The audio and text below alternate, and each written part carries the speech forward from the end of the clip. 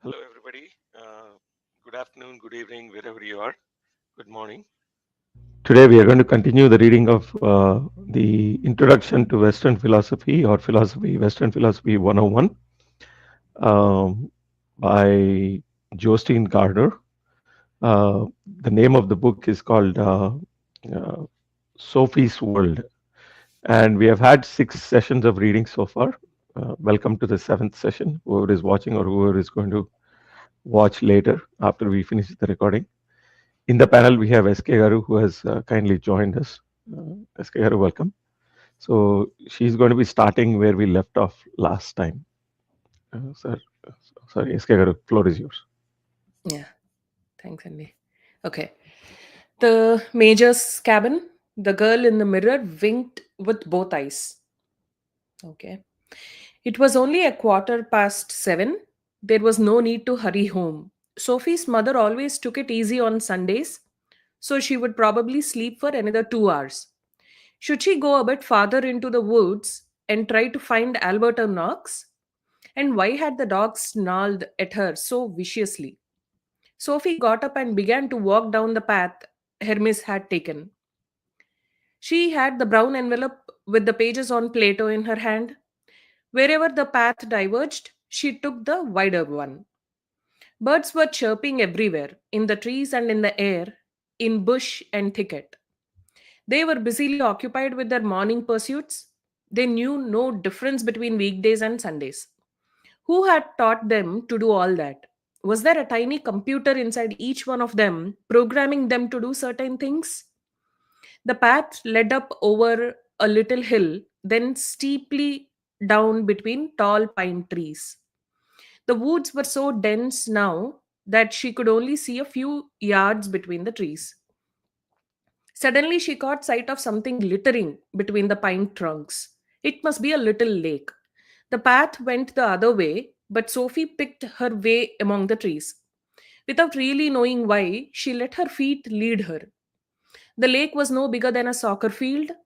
Over on the other side, she could see a red painted cabin in a small clearing surrounded by silver birches. A faint wisp of smoke was rising from the chimney. Sophie went down to the water's edge. It was very muddy in many places, but then she noticed a rowboat. Not rowboat. Okay. It was drawn halfway out of the water. There was a pair of oars in it. Sophie looked around. Whatever she did, it would be impossible to get around the lake to the red cabin without getting her shoes soaked. She went resolutely over to the boat and pushed it into the water. Then she climbed aboard, set the oars in the rowlocks, and rowed across the lake. The boat soon touched the opposite bank. Sophie went ashore and tried to pull the boat up after her. The bank was much steeper here than the opposite bank had been. She glanced over her shoulder only once before walking up toward the cabin. She was quite startled at her own boldness. How did she dare do this? She had no idea.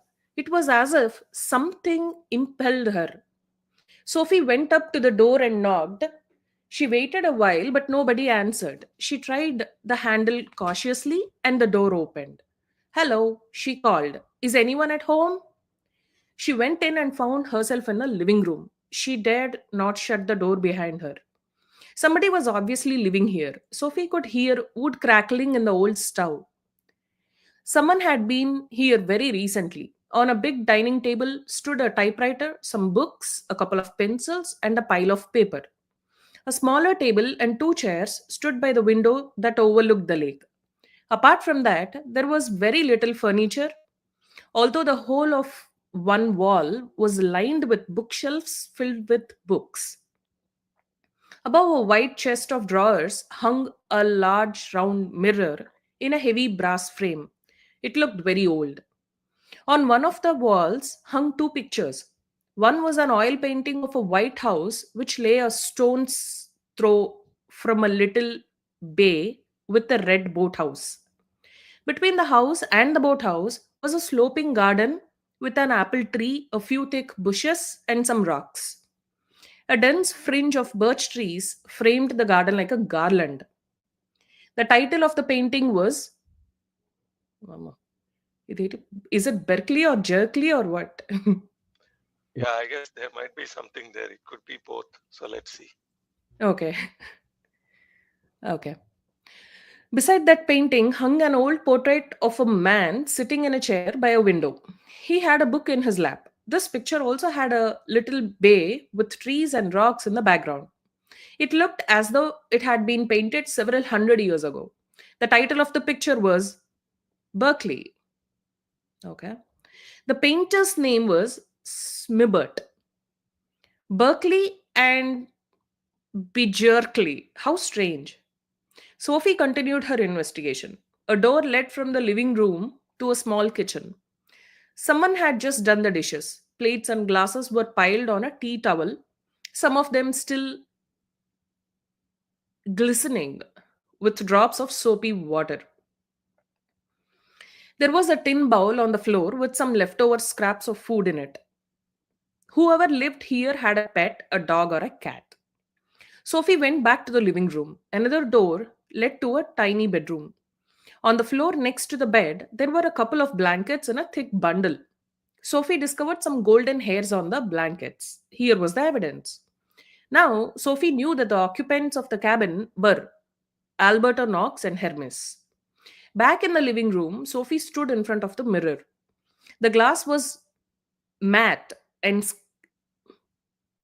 matte. Uh, Matte. matte. Uh, the matte finish. Ah, okay.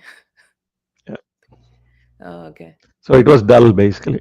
It was not Yeah, bright. there is this matte even in makeup, the Correct. foundation creams and Correct. It doesn't shine. It's more of a yeah, matte foundations. dull look. Yeah. Yeah. Okay. The glass was matte and scratched, and her reflection correspondingly blurred. Sophie began to make faces at herself like she did at home in the bathroom. Her reflection did exactly the same, which was only to be expected. But all of a sudden, something scary happened. Just once. In the space of a split second, Sophie saw quite clearly that the girl in the mirror winked with both eyes. Sophie started back in fright. If she herself had winked, how could she have seen the other girl wink? And not only that, it seemed as though the other girl had winked at Sophie as if to say, I can see you, Sophie. I'm in here on the other side. Sophie felt her heart beating, and at the same time, she heard a dog barking in the distance. Hermes, she had to get out of here at once. Then she noticed a green wallet on the chest of drawers under the mirror. It contained a 100 crown note, a 50, and a school ID card. It showed a picture of a girl with fair hair. Under the picture was the girl's name, Hilda Moller Nag. Sophie shivered. Again, she heard the dog bark. She had to get out at once. As she hurried past the table, she noticed a white envelope between all the books and the pile of paper. It had one word written on it, Sophie. Before she had time to realize what she was doing, she grabbed the envelope and stuffed it into the brown envelope with Plato pages. Then she rushed out of the door and slammed it behind her. The barking was getting closer. But worst of all was that the boat was gone. After a second or two, she saw it, adrift halfway across the lake. One of the oars was floating beside it, all because she hadn't been able to pull it completely up on land. She heard the dog barking quite nearby now and saw movements between the trees on the other side of the lake. Sophie didn't hesitate any longer. With the big envelope in her hand, she plunged into the bushes behind the cabin. Soon she was having to wade through the marshy ground, sinking in several times to well above her ankles. But she had to keep going, she had to get home. Presently, she stumbled onto a path. Was it the path she had taken earlier? She stopped to wring out her dress.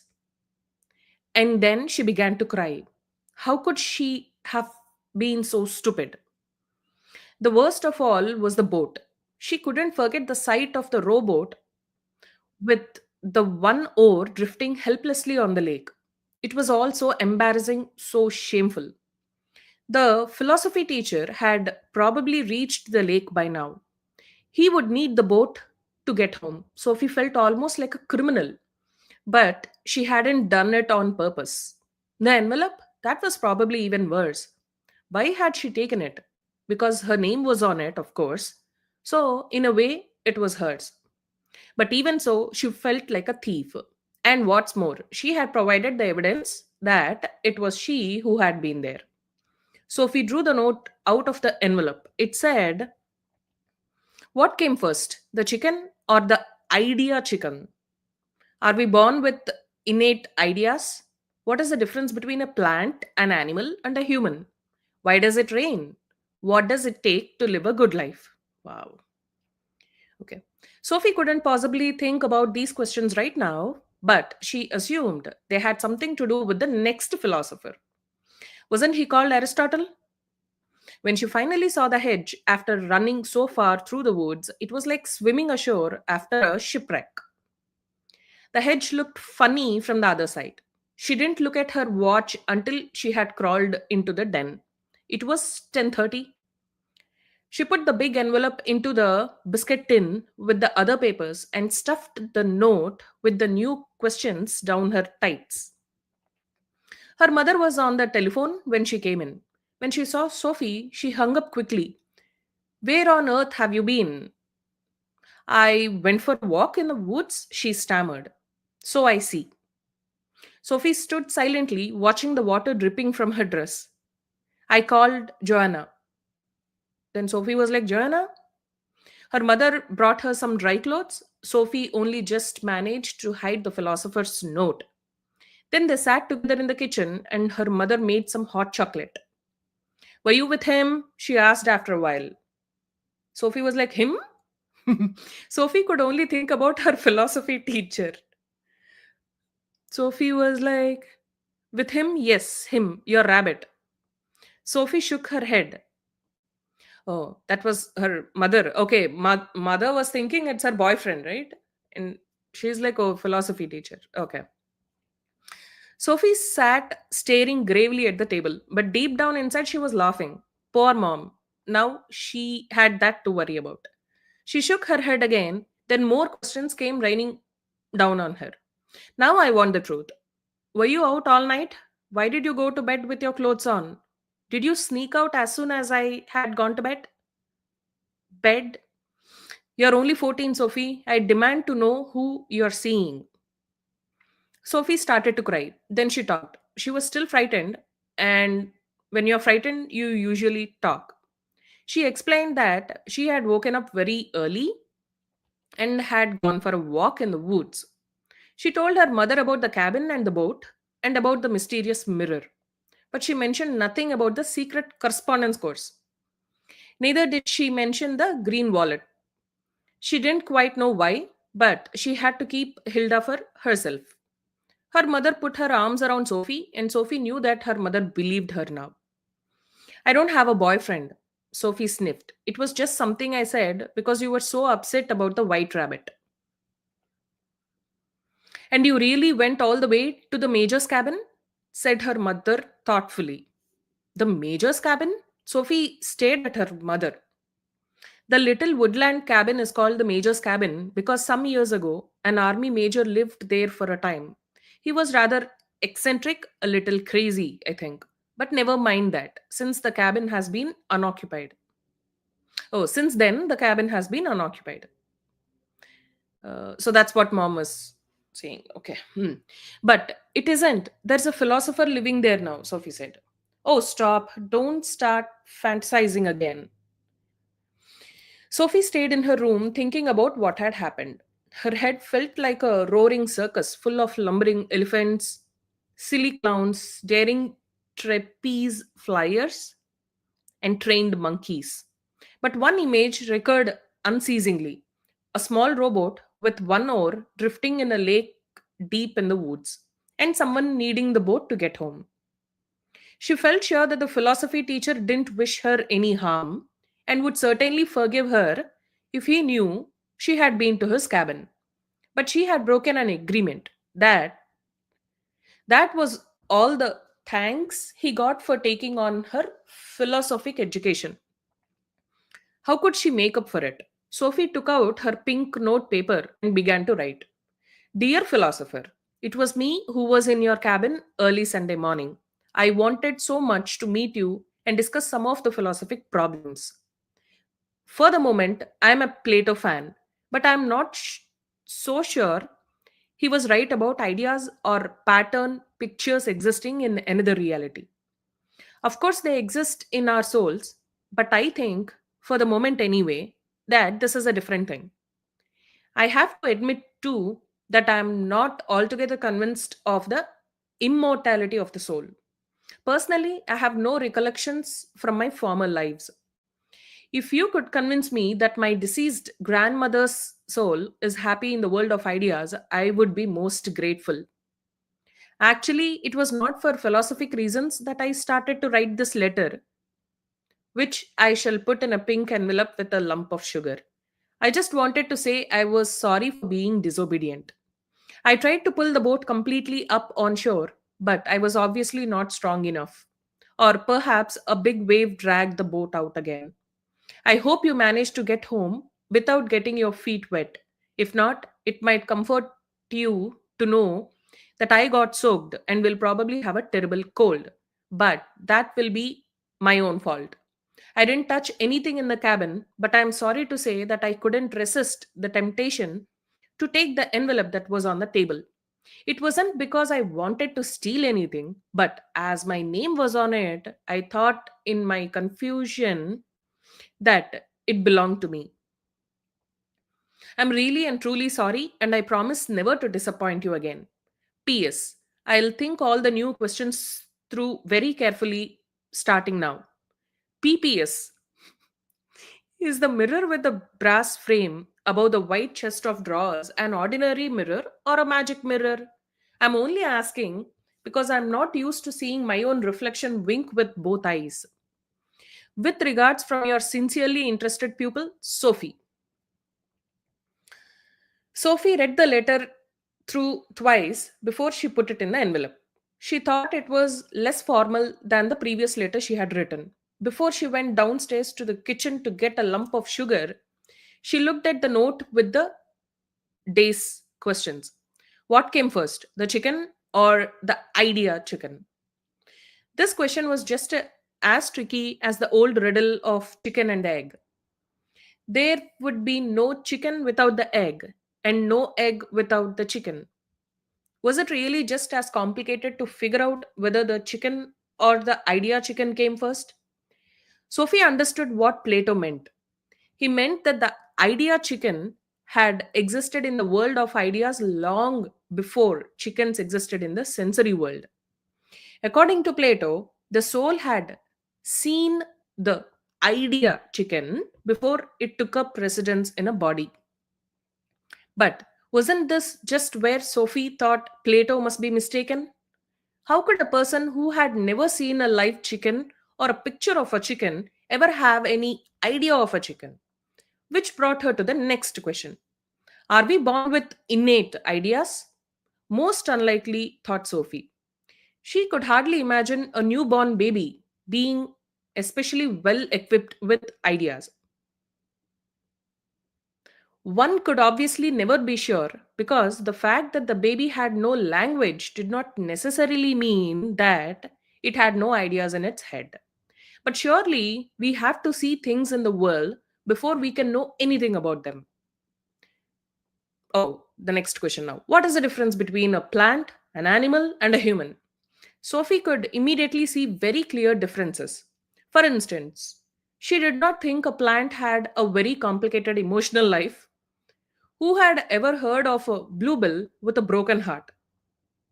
A plant grows, takes nourishment, and produces seeds so that it can reproduce itself. That's about all one could say about plants.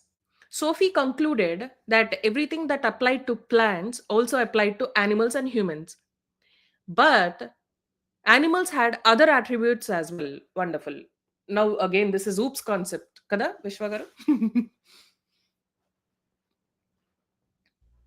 Yeah, so Extends. Yeah.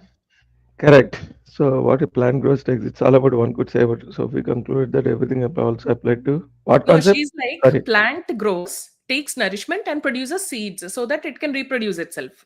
So that Oh is yeah, yeah, plant yeah, growth. yeah. So now Object animal oriented extend, programming.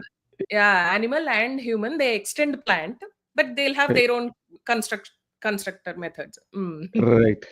Yeah. No, surprisingly enough, yesterday or day before we were reading the Gita and similar discussion came.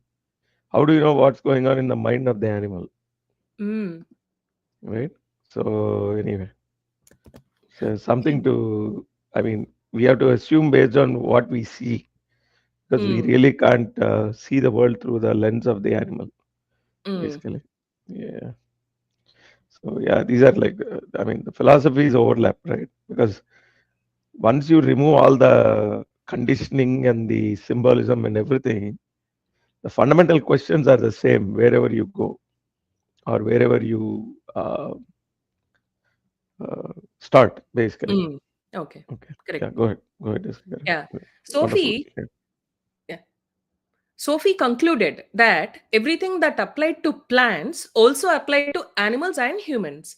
But animals had other attributes as well. They could move, for example. When did a rose ever run a marathon? It was a bit harder to point to any differences between animals and humans. Humans could think, but couldn't animals do so as well? Sophie was convinced that her cat, Sherekan, Sherekan, could think. At least it could be very calculating. But could it reflect on philosophical questions? Could a cat speculate about the difference between a plant, an animal, and a human? Hardly. A cat could probably be either contented or unhappy, but did it ever ask itself if there was a god or whether it had an immortal soul? Sophie thought that was extremely doubtful. But the same problem was raised here as with the baby and the innate ideas. It was just as difficult to talk to a cat about such questions as it would be to discuss them with a baby. Next question. Why does it rain? Sophie shrugged her shoulders. It probably rains because seawater evaporates and the clouds condense into raindrops. Hadn't she learned that in the third grade? Of course, one could always say that it rains so that plants and animals can grow. But was that true? Had a shower any actual purpose? The last question definitely had something to do with purpose. What does it take to live a good life? The philosopher had written something about this quite early on in the course. Everybody needs food, warmth, love, and care. Such basics were the primary condition for a good life at any rate. Then he had pointed out that people also needed to find answers to certain philosophical questions. It was probably also quite important to have a job you liked. If you hated traffic, for instance, you would not be very happy as a taxi driver. And if you hated doing homework, it would probably be a bad idea to become a teacher. Sophie loved animals and wanted to be a vet. But in any case, she didn't think it was necessary to win a million in the lottery to live a good life. Quite the opposite, more likely. There was a saying, the devil finds work for idle hands. Mm. The devil finds work for idle hands. Sophie stayed in her room until her mother called her down to a big midday meal. She had prepared um, s- some steak. What steak? S- Sirloin. Sirloin. Okay. Okay. She had prepared some steak and baked potatoes. There were cloudberries and cream for dessert. They talked about all kinds of things. Sophie's mother asked her how she wanted to celebrate her 15th birthday. It was only a few weeks away. Sophie shrugged. Aren't you going to invite anyone? I mean, don't you want to have a party? Sophie was like, maybe. Then mom says, we could ask Martha and Anne Mary and Helen That's and Anne Joanna, Marie. of course. Mary would be Mary. This is Anne Marie. Marie. Yeah. R should roll. No, Marie. no, it's not about the rolling of the R, but it's pronounced Marie, not Mary. Marie. Yeah. Then we Go ahead, call please, please. marigold biscuits, right? No, no, Anne Marie. Once Anne comes in the as a like a prefix, Mm. it's Anne Marie, not Anne Mary. But anyway, Lawyer Actually, Garu it is here is as well called as Davaji. Sir. Haidaji. It's Mari, kada? Yeah. It's pronounced as Britannia Mari, Marie. not Yeah, Mary. Britannia Marie. That's Ah. what I remember when I was growing up, the ad. Hmm. My Mary, I will say as I like. Of course. My Mary is my Mary. Correct. Correct. So Your anyway, Mary is your Mary. correct. So there is earlier. I just wanted to also quickly comment upon that. It's called sirloin steak. So it Sirloin is a steak. Okay. thigh part of the animal, basically. Oh. Yeah. Hello, Daoji. Hello, Shravan Garu. Hello. Howdy. Tuesday. My exam is going to be on Tuesday. I was thinking I should not come. I should not come, but my mind was like, padhai chodo. Leave exam. Go What there. can be what can be more interesting than philosophy? Anyway, Yeah, indeed, it is. yeah, because you don't have to do anything. See, that's the beauty of it. And another beauty is that you can't do anything. Exactly. Sir, Dr. Sai Kiran Garu, that is another avatar of lawyer Garu. Hello, Doctor. Entadi. Yeah, He's again, asking Really? about your hello. new avatar. Oh, this is my old avatar renewed again. Exactly. All right. Please go ahead, SK Garu. You're doing a wonderful job. Please go ahead. I think I will rename my account as water.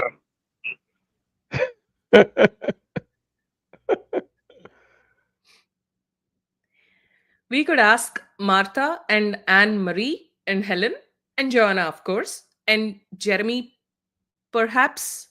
But that's for you to decide. I remember my own 15th birthday so clearly.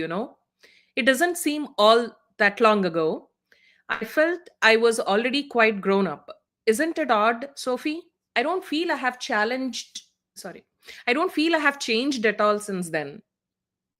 Oh, the mom said, okay. Then Sophie's saying, you haven't. Nothing changes. You have just developed, gotten older. That was a very grown up thing to say. I just think it's all happened so very quickly. With that ends this subchapter, I think. Yeah, with us ends Major's cabin, basically. Yeah. So, do you want me to take Aristotle, or do you want to go for it? Yeah, I'll start. Please. And yeah, I'll hand it over to you only whenever, if I have to Yes. talk. Yeah. You're Yeah. you're shifting. You're jumping from Plato to Aristotle. Yeah, Two that's different things in logical. one episode. No. Plato was over already in the last episode. Hmm. So now we are in between. There was this whole Sophie's adventures or misadventures, Hmm. and now we are back to You the can call actual Plato. escaping. Exactly. She's soaking with Plato's ideas currently, till now. Yeah, because her introduction to Plato was done already, but all these are her life incidents. Now, Aristotle. Okay. A meticulous organizer who wanted to clarify our concepts. While her mother was taking her afternoon nap, Sophie went down to the den. She had put a lump of sugar in the pink envelope and written to Alberto on the outside. There was no new letter, but after a few minutes, Sophie heard the dog approaching. Hermes, she called, and the next moment he had pushed his way into the den with a brown envelope in his mouth. Good boy. Sophie put her arm around the dog, which was snorting and snuffling like a walrus. She took the pink envelope with the lump of sugar and put it in the dog's mouth. He crawled through the hedge and made off into the woods again. Sophie opened the big envelope apprehensively, wondering whether it would contain anything about the cabin and the boat. It contained the usual typed pages held together with a paper clip. But there was also a loose page inside. On it was written, Dear Miss Sleuth, or to be more exact, Miss Burglar. The case has already been handed over to the police. Not really. No, I'm not angry. If you are just as curious when it comes to discovering answers to the riddles of philosophy, I would say your adventure was very promising. It's just a little annoying that I'll have to move now. Still, I have no one to blame but myself, I suppose. I might have known you were a person who would always want to get to the bottom of things. Greetings, Alberto. Sophie was relieved. So he was not angry after all. But why would he have to move? She took the papers and ran up to her room. It would be prudent to be in the house when her mother woke up. Lying comfortably on her bed, she began to read about Aristotle. Okay, it starts. Philosopher and scientist. Dear Sophie, you were probably astonished by Plato's theory or ideas. You're not the only one. I do not know whether you swallowed the whole thing, hook, line, and sinker, or whether you had any critical comments. But if you did have, you can be sure that the self same criticism was raised by Aristotle 384 to 322 before Common Era, who was a pupil at Plato's Academy for almost 20 years. Aristotle was not a native of Athens. He was born in Macedonia and came to Plato's Academy when Plato was 61. Aristotle's father was a respected physician and therefore a scientist. This background already tells us something about Aristotle's philosophic project. Hang on, 1 second. Would you mind reading that sentence one more time? Aristotle's father Was a respected physician and therefore a scientist. Okay, fine. Go ahead. Underline. Okay. This No, background. there is a new breed of people that are calling some physicians non-scientists because they don't have a scientific temper or whatever. I just wanted you to punchline that one more time, basically. Yeah, go ahead, please. This And background. then you're calling people. You're considering them to be people. Seriously. Okay, fine. Yeah. This background already tells us something about Aristotle's philosophic project. What he was most interested in was nature study. He was not only the last of great Greek philosophers, he was Europe's first great biologist. Taking it to extremes, we could say that Plato was so engrossed in his eternal forms or ideas that he took very little notice of the changes in nature. Aristotle, on the other hand, was preoccupied with just these changes, or with what we nowadays describe as natural processes. To exaggerate even more, we could say that Plato turned his back on the sensory world and shut his eyes to everything we see around us. He wanted to escape from the cave and look out over the eternal world of ideas. Aristotle did the opposite. He got down on all fours and studied frogs and fish, anemones and poppies. While Plato used his reason, Aristotle used his senses as well. We find. Sorry. That would be anemone. S silent, huh? No, anemone. Anemones, basically. Anemones, okay. Yeah. Anemones. It's called a sea anemone. Yeah. Okay. What is anemone? Anemone is like a sea cucumber or something like that. It's like a stationary living thing that lives in the ocean. They're called sea anemones.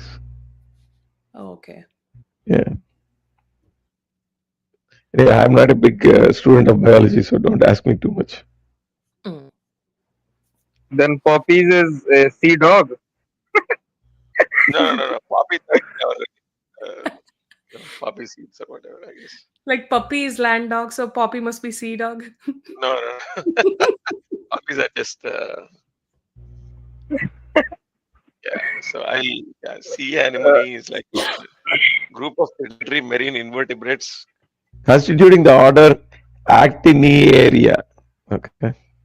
So you want the official definition of it. This is why I don't like biology. All these names, they say so much, but they know very little. I like biology only because of girls.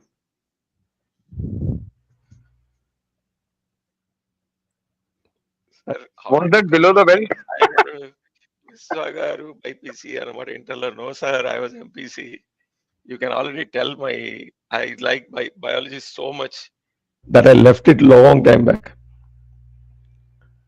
Uh, I mean, if I had difficulty falling asleep, then thank God all I had biology to do didn't was leave you. no, Navji, if I had to, all I had to do was sit in the biology class. If I missed out on sleep, that before you knew it, it would be like a knockout punch. Bang, that's it, done. Hmm. Yeah. Okay, so we have a Pushpa, Same I used very to happen in English class. yes. yeah, Yeah, మీరు go ahead, unmute Miss K. చేసినప్పుడల్లా I think it's taking at least 30 seconds for your voice to get back to normal level. How is it now? It's not good. It's low. I think biology is coming between you and the mic. For the 30 seconds. Biology. How is it now? Low? As bad as it could be. As bad as it could be. Wow. I should not criticize biology. Hang on. Now it's good. See, The revenge it's of the like biology. when you're shifting between mute unmute, I think it's happening only then in the first 30 Oh, seconds. okay. I got it. Okay, I won't shift. But yeah, so I think Jignasu Garu, we have two doctors listening. How cool is that? So And Jignasu you Garu were is saying saying something about biology, Actiniaria. huh? Yeah. That's why the question. It's a subfamily in the big phylum Porifera, which includes corals. I see. Thank you, sir. Okay. So it's talking about poppies or that Anumunu Kunupunu. Anemone. Anemone.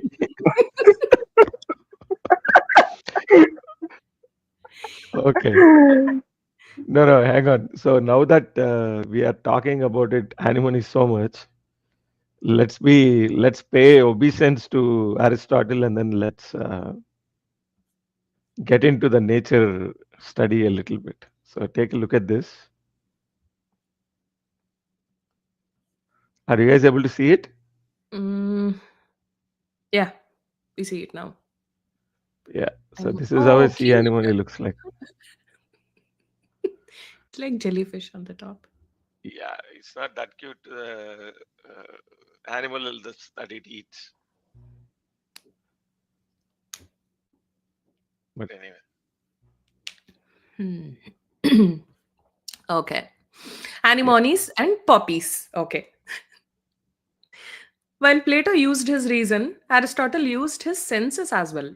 We find decisive differences between the two, not least in their writing. Plato was a poet and mythologist. Aristotle's writings were as dry and precise as an encyclopedia. On the other hand, much of what he wrote was based on up to the minute field studies. Records from antiquity refer to 170 titles supposedly written by Aristotle. Of these, 47 are preserved. These are not complete books. They consist largely of lecture notes. In his time, philosophy was still mainly an oral activity.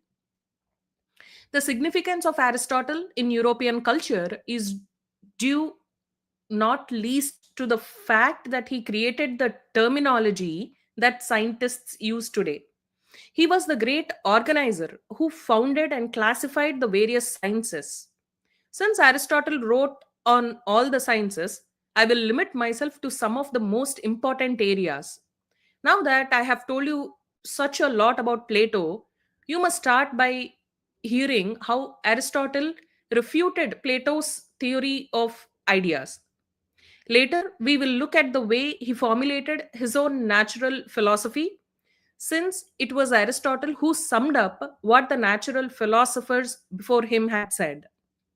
We'll see how he categorizes our concepts and founds the discipline of logic as a science.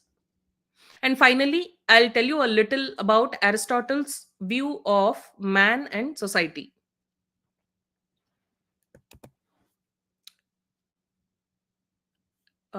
Shall we proceed to the next subtopic? Yeah, yeah, Further? yeah. Well, Yeah. let's proceed. Let's proceed. We still have Okay. a little bit of time. Okay. No innate ideas. Like the philosophers before him, Plato wanted to find the eternal and immutable in the midst of all change. So he found the perfect ideas that were superior to the sensory world. Plato furthermore held that ideas were more real than all the phenomena of nature. First came the idea horse, then came all the sensory world's horses trotting along like shadows on a cave wall.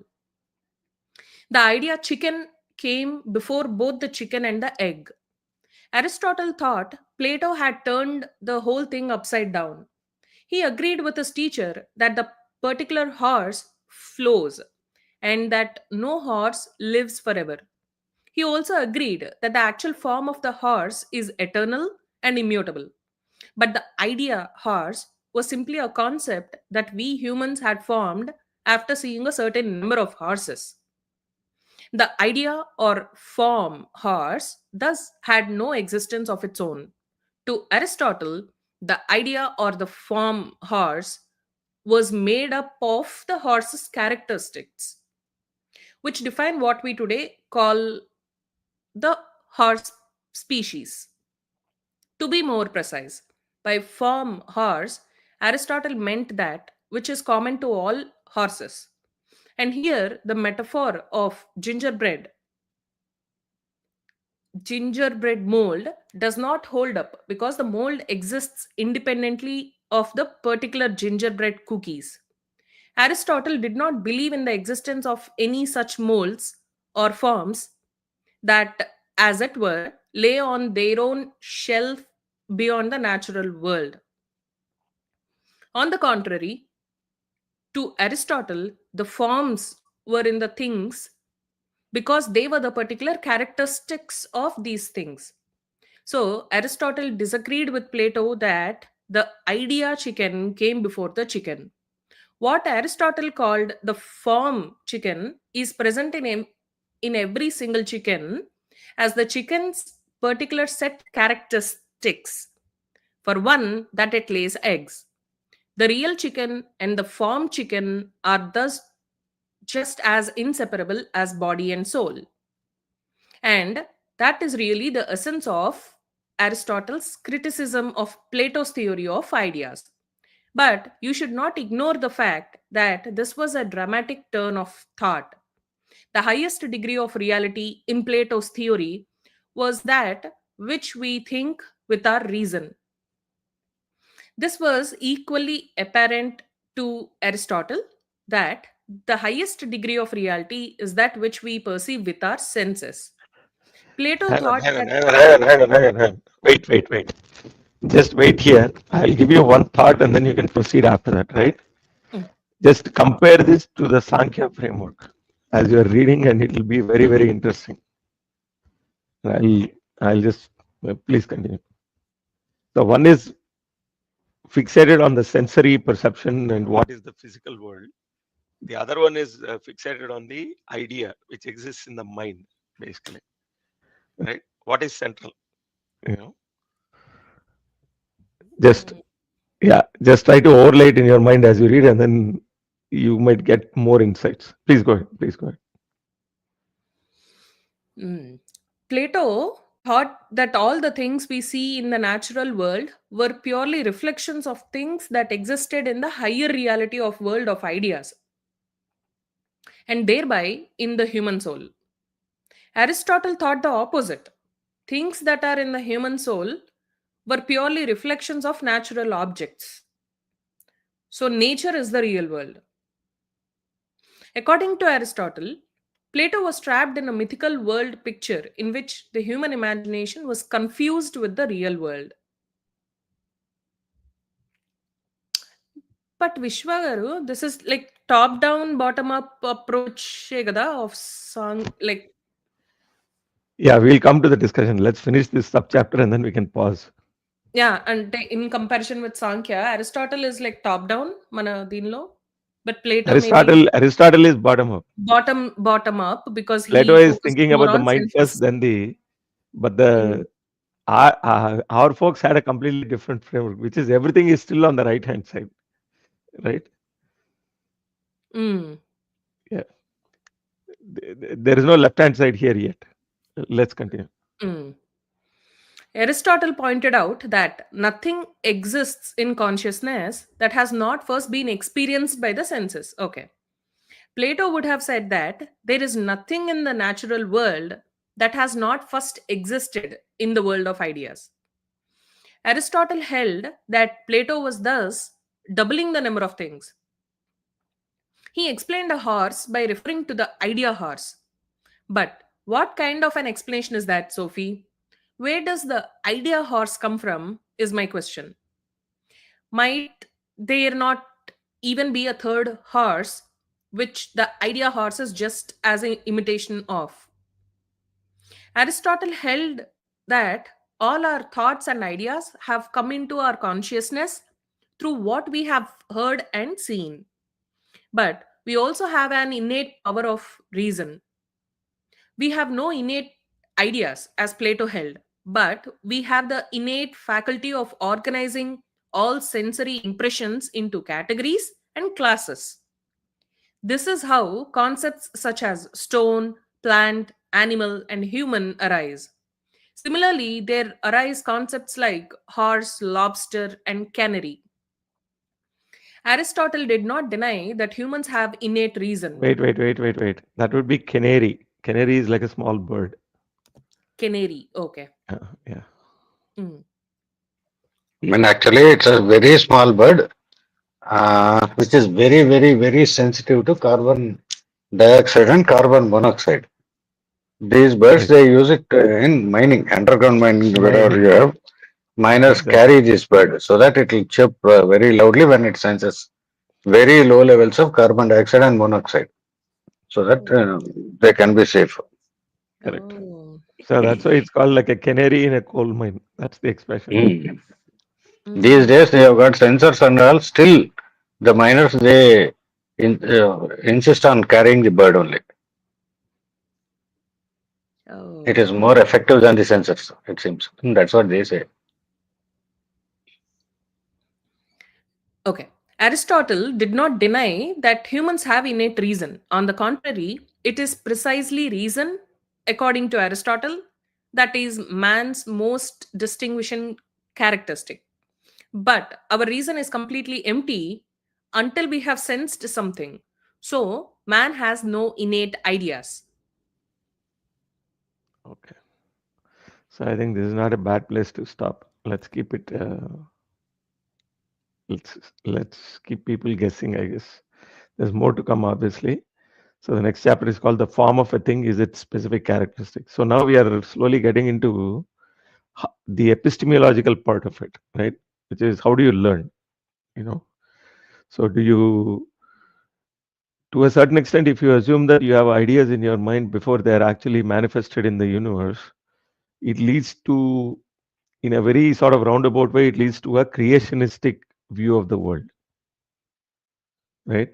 Because the evolution has to first happen in your mind before you actually see it. But the evolutionary biologists contradict that. They say that the evolution happens in nature and then you notice it, right? So is it the idea first or the nature first?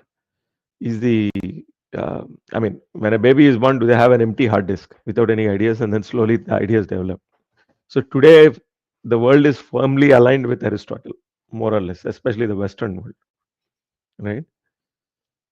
But there are other philosophical schools of thought that go that don't necessarily agree with that approach, basically, right? So we'll do a more detailed discussion later, right? Because right, let's not confuse it with the Indian philosophy, because Indian philosophy has a different angle altogether on all this, basically. That's all I would say. So Davaji or Lawyer Garu, SK Garu, any questions, comments, discussion? And I'm done. I'm just making it on the go. Mhm. But anyway, I think I have to wait for next week to comment on anything. Yeah, absolutely. Yeah. So if you take the, I'll just make one comment here. If you take the Mandukya framework, then only consciousness exists, then it's consciousness plus Maya, then consciousness plus Maya plus mind, then consciousness plus Maya plus mind plus body, right? So somewhere in this chain of perception or consciousness, the ideas come into picture. The mind gets engaged, right? So it is the mind that brings, illuminates everything, right? If you assume that everything is consciousness, then it is the mind that creates the Maya, basically, right? And it is the mind that has all these templates. Yeah. Sai Kiran Garu is asking, so BVLD Garu's comments also I'll take. Sir, where do ideas come from according to Plato? They are innate. That's all he says. He doesn't go beyond that, basically. Right? So, I mean, you He can say says many they more. just Yeah. Yeah. he says they just exist in your mind, Yeah. and The it comes ideas out are whenever it the, No, is necessary. It pops up. no, no, no, no, no, not in your mind. They exist. You are also the presentation of that idea. The original Srivangaru is sitting somewhere in the ideal realm. eternal You, world, actually. eternal realm. Yeah, you are just Yeah. a reflection of that. No, I am in from a different realm altogether.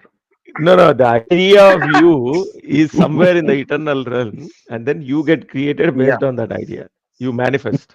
yeah, Yeah. yeah. So So, by the way, he didn't yeah, tell about anything that where did that idea come from, that realm come from. correct. So that's the criticism also, and that's what I love about philosophy. Like Aristotle, as a student, also he can criticize his teacher, his master Yeah. also. Yeah. So, I'll make the next leap that eternal realm from which where the ideas exist, according to our philosophical framework, is Hiranyagarbha, actually. Okay. That is the equivalence, the mapping, basically. The eternal world is Hiranyagarbha, the unmanifest. Unmanifest in the sense that unphysically manifest, the ideas are there. The templates for the entire universe exist in that realm, the Hiranyagarbha realm. Hmm. So all So the intellectual idiots were thinking the same. the intellectual idiots, huh? Yes. Nirakaram, Akaram, Sakaram, Avtaram, Purnavataram. Yes, sir. We will hear more or less.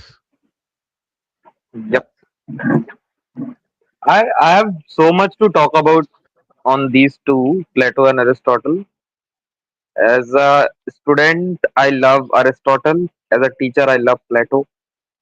In both cases, because Aristotle was like, I know you are what you are saying, but I do not agree. So this is my idea, and they're like, and that's the beauty of philosophy, that you can disagree and you can create your own idea. The whole debate about realist and idealist. You know, so Plato was an idealist, and Aristotle was a realist in some sense. Exactly. He was more focused on the real world. Yeah. The So only like problem is, if we can, Davaji, yeah, hmm, it's not a problem. The only limitation to Plato's philosophy is that he stops with ideas, yeah, right? And yeah, the even Indian ideas, philosophers and there went, are yeah, when I studied, I'm going to deep into it. There are four aspects of it, four or five, I would say. So, for, like first one is that their idea, view on reality. So we know Plato says theory of forms, like real world is different, and then comes the ideas and forms. Aristotle was like, this is real world. We see things that they exist, and within them there are ideas. Not Mm. not there. There is no other world. And then come the knowledge part. Plato was like innate, like knowledge is innate. We born with it. Aristotle was like, no, it comes with experience and observation. It's The acquired, view on acquired by politics, studying nature. Yeah, yeah. yeah, So then comes the political part. So Plato was like, ki philosopher should be the king, wise thinker should be the king. You know, Aristotle was more like a democratic or democracy believer, something like that. Like he believed in government should fit the nature and needs of the people. And the fourth part, I think, is this the art and poetry. Plato didn't like art much. You know, it said that in my ideal society there is no place for poets and artists because they don't add much to the society. Aristotle, on the other hand, was like he believed it that this helps art and poetry helps some people to realize its emotion, understand human nature. So these were like main aspects of them, like main differences what we correct. see. So maybe one of these days we should do a deep dive into the Aristotle's view of the world versus Plato's view of the world.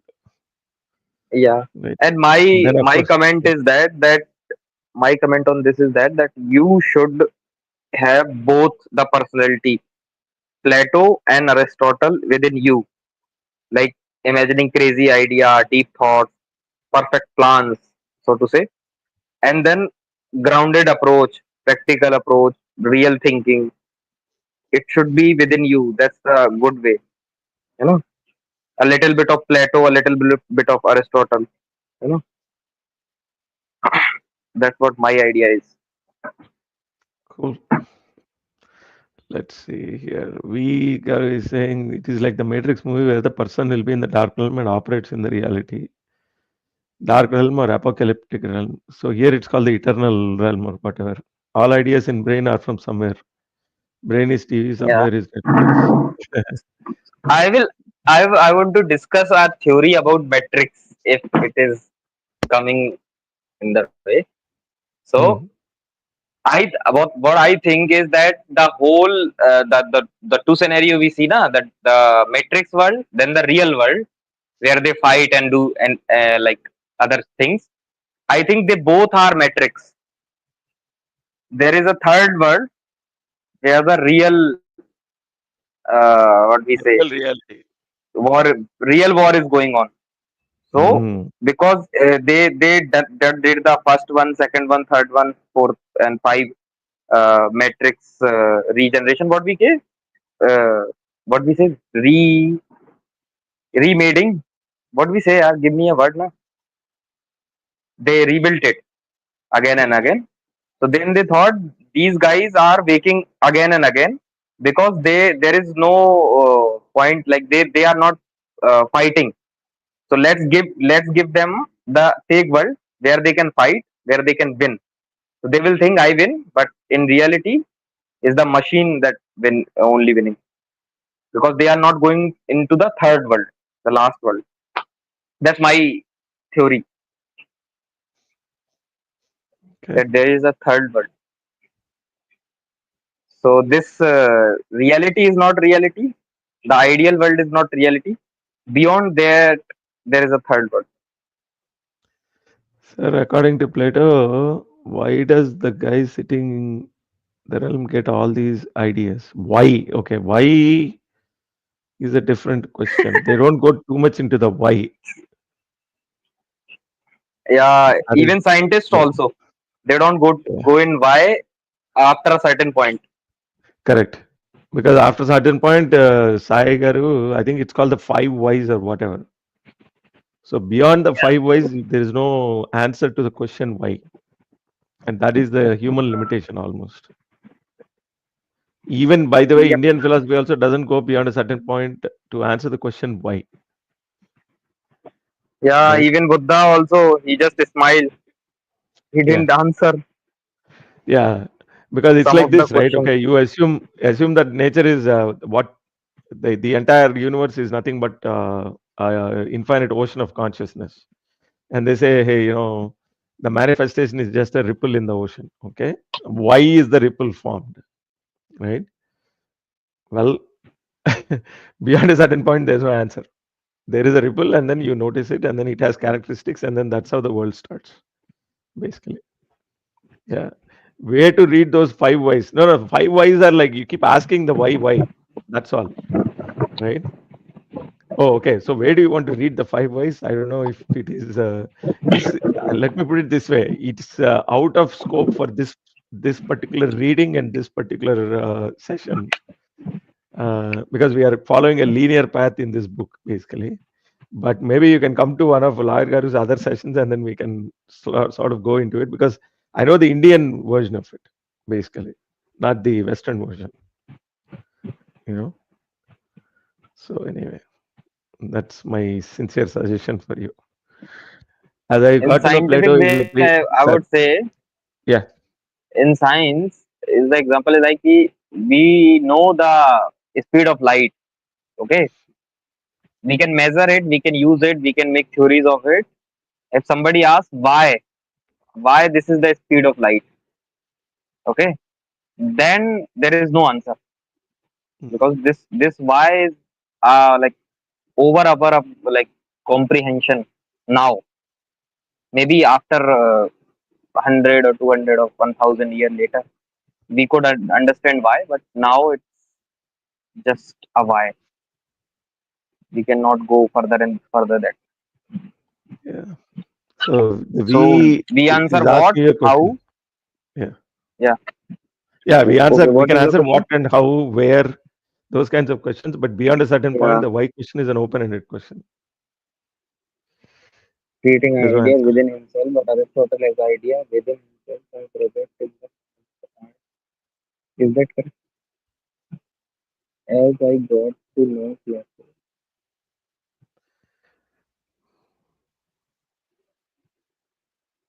Yeah, Plato is creating, but Plato's argument is the ideas exist in this eternal realm from which these ideas are downloaded or they are, Plato is not creating. First of all, yeah, create Plato is not creating idea. The idea is already exists. That's his saying.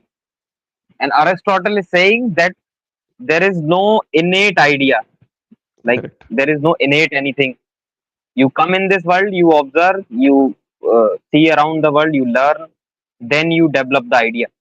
If you never seen an elephant, you don't know elephant. You have no idea of elephant. You cannot imagine any elephant. But once you see the elephant, then you can go around the idea. Like maybe an elephant with no trunk, you can imagine. With one tusk, you can imagine. With one leg only, you can imagine. You can go with that idea.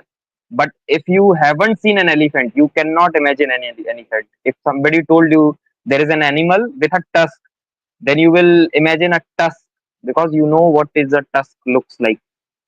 Its argument is first comes the real thing, the like, but which you can see, which you can observe. Then comes the idea. That's what that was Aristotle said, and Plato was like that. The real elephant is not what you see. The real elephant relies in the ideal realm. This is just a projection of that idea, that elephant's idea. So Plato is not creating any idea. It was just that there is no ideal form here. It's only reside in the ideal realm.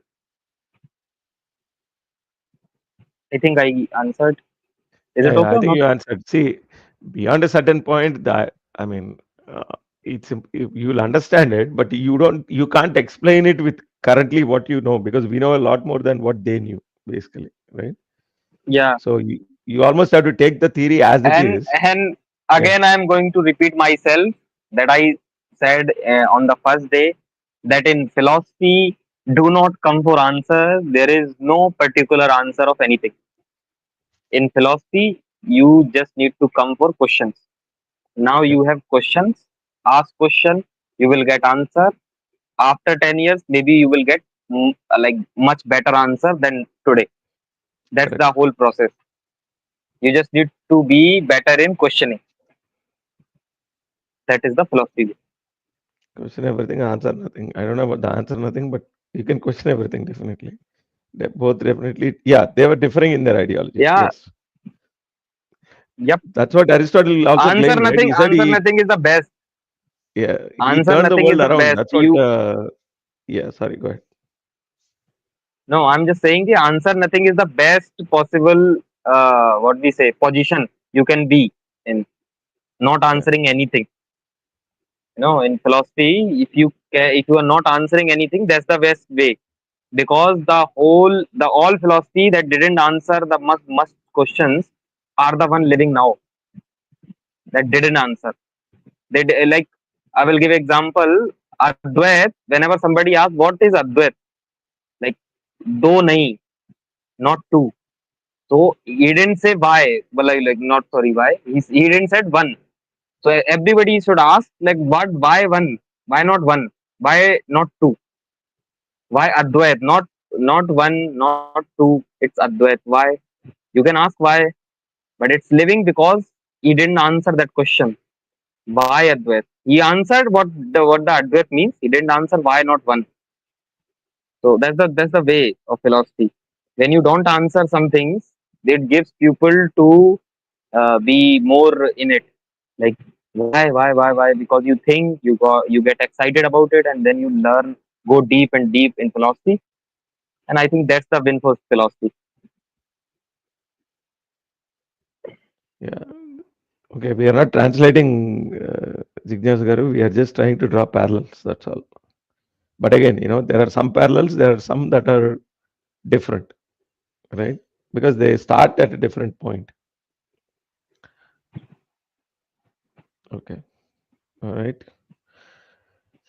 Good deal. So I think we are good. Cross the 1 hour mark. If we don't have any other questions, we can probably go towards the close. I am enjoying today. Yeah. It feels like it now. It's come in my territory now. Now No, it's in no, my territory. that's the only reason why you're enjoying now is you don't want to read for the exam. Let's be very honest. No, So you should go you and know, prepare the you know, Don't waste past. too much time. Yeah, Yeah, no, like I will eventually. yeah. There's nothing better in the future and worse in the past. It's a continuum of evolution. As you go, you learn. Change is the only constant. Yeah, change is the Okay, only constant. I have Yeah, a word for it. yeah, I have a word for it. You are the person who is like experiencing the change. Maybe there is no correct, change. You are just correct. sitting in the ideal realm, experience these all things in your dream. Maybe nothing changes in reality. Maybe what Correct. you are experiencing, the See, changes you are experiencing, they are not real. correct. Nothing changes in reality until you get hungry. Okay, let's complete the sentence there. No, no. My saying is that like the problem with this thought now, that you go with the absolute truth that like change is permanent. Yeah, These like permanent thing. There is a problem that what is the evidence? You are the only evidence, na? correct. But in philosophy, you are not the like what we say reliable evidence, because you are only observing. How can I Correct. rely on your observation? I don't trust you, because maybe you don't exist. So that's the beauty. I think I am going too far. Let it be about Sophie's world. Yeah, exactly. That's okay though. I mean, it's always good to sort of expand the boundaries a little bit to see how far we are going away from the text. Definitely makes me think of Gita that Sri Krishna says, I'll be in your form or your enemy's form. I'll be in the form of sun. I'll be in the form of moon. I am your enemy and I am your friend. Perfect. There's only one thing that exists. It's me in every form, but in cosmical. Okay. right? I think everybody is But in a very philosophical mood. but the problem is that you are the observer now. Yeah. It's more complex, abstract science that is multidimensional. Yeah, you're comparing a rather rudimentary theory. They're all rudimentary, sir. Let me tell you. All right.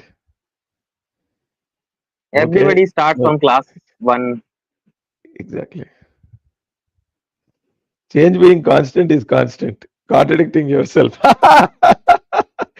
Welcome to the world of philosophy, Sai Kiran Garu. That's how it is. Welcome, welcome, welcome. That's the philosophy, na. You contradict yourself. That's the philosophy, man. No, to exactly. That's what Daoji was also pointing out, right? Change being constant is constant. So who is this constant observer that is observing the change, right?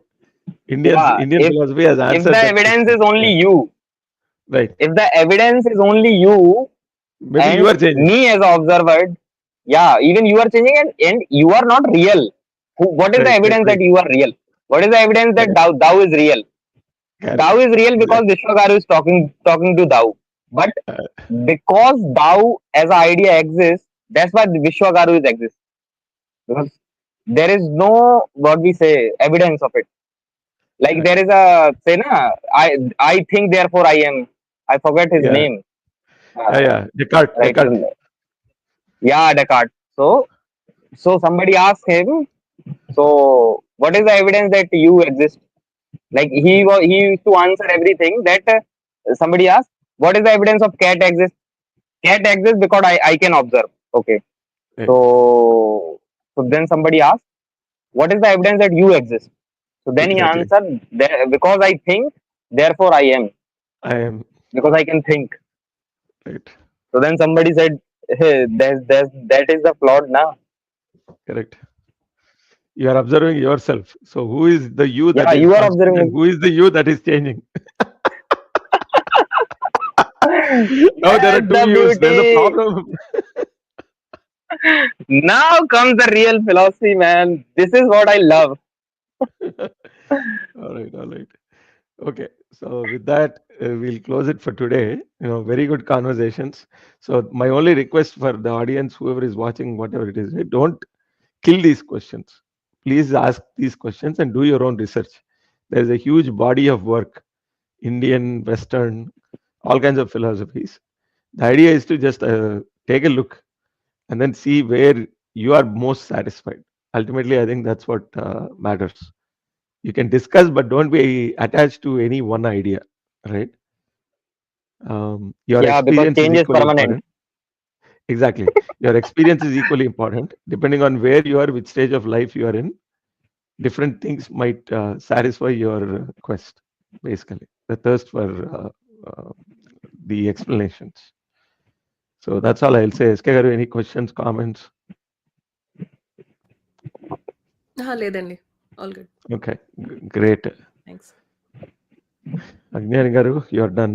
You already messaged me. So with that, we invite Daoji to go prepare for his exam and not waste too much time discussing these kinds of ideas. They exist even after the exam is over. The only thing that does not exist after Tuesday is the exam. So maybe that is the right thing to focus on, Daoji Garu. Yeah, Okay. next week I'm totally free from the exam. Yeah, exactly. So come to the next session with your guns loaded, and then we can discuss further. But for the time being, I do not want to be accused of by your mom or whoever it is saying that I distracted you from the exam. So today I'm not going to stay after the session. I'm not going to stay after the session. Okay. So as your elder, my suggestion to you is go prepare, sir. Best of luck. Okay. Okay, Um, okay, yeah. So not just this week. We can have. You can fill your heart with discussion afterwards next week. Okay. Best of luck okay. from everybody in the panel and from the audience for your exam, sir. I'm sure you'll do very well. Okay. Thank you. Yeah. Take some rest and then prepare well. All right, everybody. Have a wonderful week. Thank you. We'll schedule another session, reading number 8. sometime during the middle of the week, most likely for another weekend. Have a wonderful rest of the weekend.